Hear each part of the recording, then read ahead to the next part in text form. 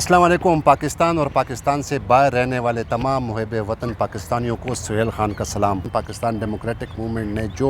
शरअ दस्तूर पर जो यहाँ पे मुज़ाहरा किया सुप्रीम कोर्ट ऑफ पाकिस्तान के ख़िलाफ़, चीफ जस्टिस ऑफ पाकिस्तान के ख़िलाफ़, और उनसे इस्तीफ़ा का मुतालबा किया, और साथ ही साथ पार्लियामेंट हाउस में भी एक इजलास चल रहा था और वहाँ पे भी सुप्रीम कोर्ट ऑफ पाकिस्तान के ख़िलाफ़ बातें की गई, चीफ जस्टिस के ख़िलाफ़ बातें की गई, और डिफेंस मिनिस्टर ख्वाजा आसिफ ने अब ये कहा है कि कमेटी तश्कील दी जाएगी जो chief justice of Pakistan justice Umar Ata Bandial के ख़िलाफ़ सुप्रीम जुडिशल काउंसिल में एक रेफरेंस दायर किया जाएगा। आज इस रेफरेंस के हवाले से हम बात करेंगे कि आया chief justice of Pakistan justice Umar Ata Bandial के ख़िलाफ़ रेफरेंस फ़ाइल किया जा सकता है, और अगर किया जा सकता है तो आखिर किस बुनियाद पर। इस पर डिस्कस करने के लिए मैंने सुप्रीम कोर्ट ऑफ पाकिस्तान के में जो सीनियर वकील है राजा आमिर अब्बास, मेरे बड़े अच्छे दोस्त हैं, हम इनसे इनकी राय जानना चाहेंगे कि आया अब इन तनाज़र में, इन हालात में चीफ जस्टिस ऑफ पाकिस्तान के ख़िलाफ़ वो रेफरेंस फ़ाइल हो सकता है या नहीं। राजा आमिर अब्बास साहब, thank you very much for joining me. Raja साहब, पहले तो ये बताइएगा कि ये आवाम को ये बताइएगा कि ये सुप्रीम जुडिशल काउंसिल आखिर है क्या, कौन सा फोरम है, इसका क्या काम है? देखिए, जो सुप्रीम कोर्ट के जजेस होते हैं या जो हाई कोर्ट ऑफ पाकिस्तान, जितने भी हाई कोर्ट्स हैं, उनके जजेस की जब अपॉइंटमेंट होती है तो फिर उनको अपनी जो उनकी पोजीशन है जजेस की, वहाँ से टर्मिनेट नहीं किया जा सकता, निकाला नहीं जा सकता। अगर किसी जज के ख़िलाफ़ कोई मिसकंडक्ट के एलिगेशंस हो तो उसके लिए जो फोरम दिया है उन्होंने सुप्रीम जुडिशल काउंसिल दे दिया है, और वहाँ पे रेफरेंस चले जाते हैं जिसमें कोई भी शख्स, आप भी फ़ाइल कर सकते हैं, मैं भी फ़ाइल कर सकता हूँ, सदर ममलिकत भी फ़ाइल करते हैं, आपके इल्म में है काजी फ़ाइज़ ईसा के ख़िलाफ़ फ़ाइल किया था, हुकूमत भी कर सकती है कि जनाब हमें ये शिकायत है इनसे या इनके ख़िलाफ़ ये एलिगेशंस हैं, उसके साथ ये शवाहिद हैं। और मौजूदा जो अभी कल की आपने पीडीएम की यहाँ पे एजिटेशन की बात की, मैं तो उसको एजिटेशन नहीं कहूँगा, वो एक ब्लैक मेलिंग का एक तरीक़ाकार उन्होंने किया, वो एक प्रेशर डालने का सुप्रीम कोर्ट को किया, क्योंकि सुप्रीम कोर्ट ऑफ पाकिस्तान में कुछ अहम नवीयत के केसेस चल रहे हैं, जिसमें एक तो आज था नैब की अमेंडमेंट की जो इन्होंने की हुई हैं, जिसमें इन्होंने नैब को एक टूथलेस टाइगर बना दिया है, और बकौल खुर्रम दस्तगीर साहब के कि ये अपने केसेस ख़त्म कराने के लिए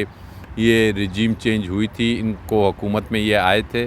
और उन्होंने वो जो कानून लाए कि जिसके नतीजे में तमाम मेगा करप्शन के जो केसेस थे वो ख़त्म कर दिए गए, चाहे वो ओमनी ग्रुप का हो, चाहे वो मनी लॉन्ड्रिंग का हो। वज़ीर आज़म साहब जो कि जिस इंचार्ज फ्रेम होना था उन्हें ओथ दे दिया गया। और कल का जो इन्होंने यहाँ पे एक बार हुल्लड़बाजी की, बार एक जुलूस निकाला, बार जो तकरीर हुई ख़ासकर वो क्योंकि आपके इल्म में है कि जी जुडिशरी और जो वकला होते हैं वो एक ही, जिसको चैरियट के दो पहिए कहते हैं, वो होते हैं, और वकला इससे बड़े परेशान हैं और गमो गुस्से में हैं कि जनाब ये सियासी जमातें जो सी हैं, एक तो अपने सियासी मसाइल हल नहीं कर सकते, जब सियासी मसाइल हल नहीं कर सकते तो वो गैर आइनी काम शुरू कर देते हैं। अब गैर आइनी काम जब होगा तो गैर आइनी काम के लिए ऑब्वियसली जो सुप्रीम कोर्ट ऑफ पाकिस्तान है, जो कि इस आईने पाकिस्तान का एक तीसरा पिलर है, उसकी आईने पाकिस्तान में ड्यूटी यही है कि जो चीफ जस्टिस साहब गाए बगाए बताते भी रहते हैं कि हम आइन के कस्टोडियन हैं और आइन की इम्प्लीमेंटेशन और उसकी रखवाली हमारा काम है। तो हालिया हमने देखा कि जब इलेक्शंस पंजाब और केपी की असम्बलीज डिज़ोल्व हुई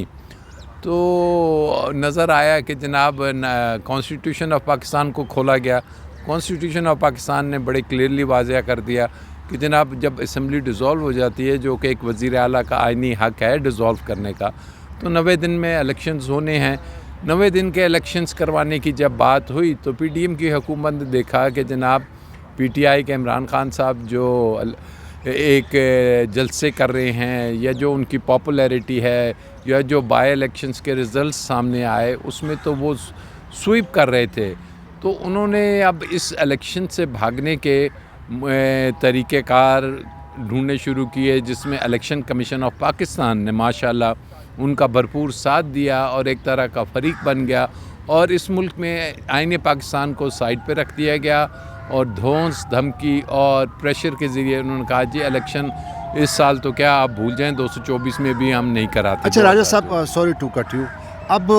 कल इन्होंने कहा कि ये तो एक अवामी अदालत है, गो कि वो अवामी अदालत नहीं थी, क्योंकि वो तो PDM के जो उन्होंने लोग बुलाए थे, ख़ास तौर पर जो JUI के जो डंडा बरदार फोर्स थी वो आए थे, बावजूद इसके कि इस्लामाबाद में दफ़ा 144 लगी थी, लेकिन इन्होंने यहाँ पे जमा हुए और कल समाअत भी हो रही थी इलेक्शन कमीशन ऑफ पाकिस्तान की उस नज़रसानी की दरख्वास्त पर, और हम बेंच 1 में बैठे हुए थे और इनकी आवाज़ें आ रही थी, लेकिन बावजूद इसके चीफ जस्टिस ऑफ पाकिस्तान ने कहा कि हालात अब इस तरह हो गए हैं कि देखें बाहर क्या हो रहा है, दीवारें पलांगी जा रही है, लेकिन फिर भी हम जो हैं सब्र व तहम्मुल का मुज़ाहरा हमें करना चाहिए। और उन्होंने ये कहा कि जब सख्त हालात आते हैं तो अल्लाह कहते हैं कि सब्र से काम लें। दूसरी जानिब कल इन लोगों ने कहा कि हम इस्तीफ़ा, और जो मैंने कहा पहले नाज़रीन को कहा कि अब सुप्रीम जुडिशल काउंसिल में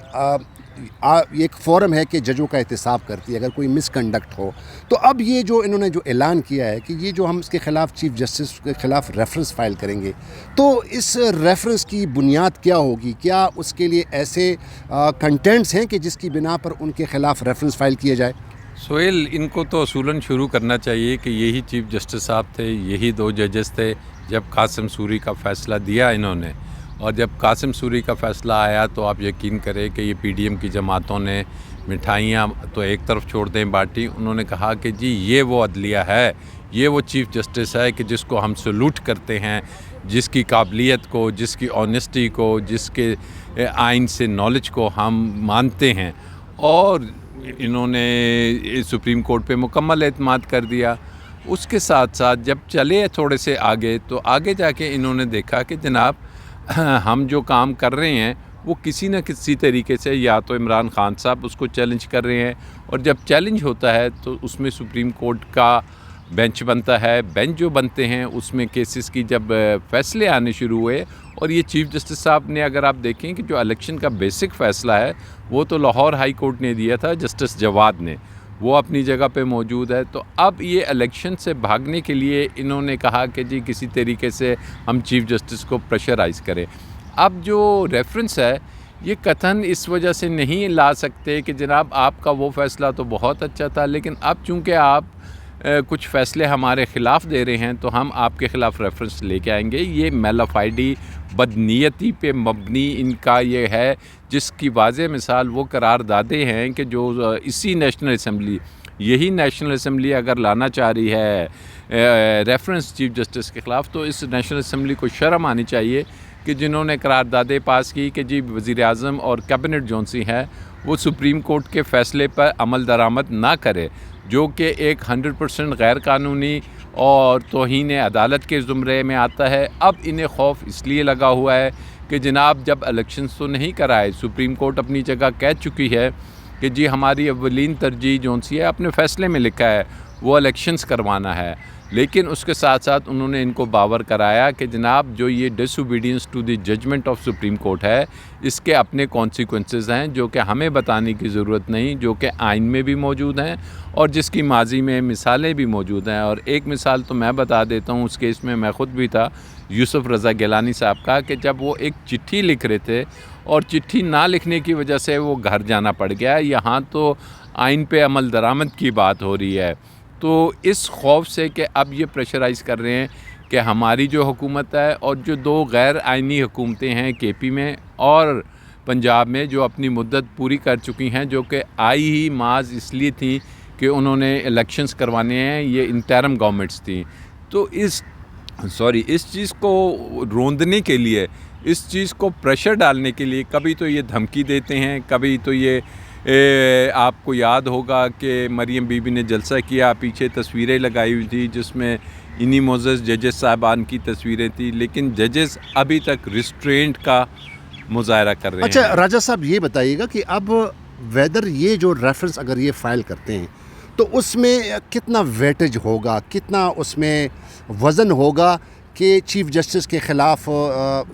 जजेस के ख़िलाफ़ कंडक्ट पे किया जा सकता है। तो ये तो उन्होंने फ़ैसला दिया, एक किस्म का आइन की रिक्वायरमेंट थी कि 90 दिन के अंदर इंतखाबात होने थे। अब इनका फ़ैसला नहीं माना गया, اور تو اس پہ کیا یہ ریفرنس جو اور دوسری بات یہ کہ چیف جسٹس آف پاکستان جو ہے وہ خود سپریم جوڈیشل کونسل کا جو ہے وہ ہیڈ ہوتا ہے, تو اگر یہ ریفرنس فائل کرتے بھی ہیں تو اس کا کیا ہوگا پھر؟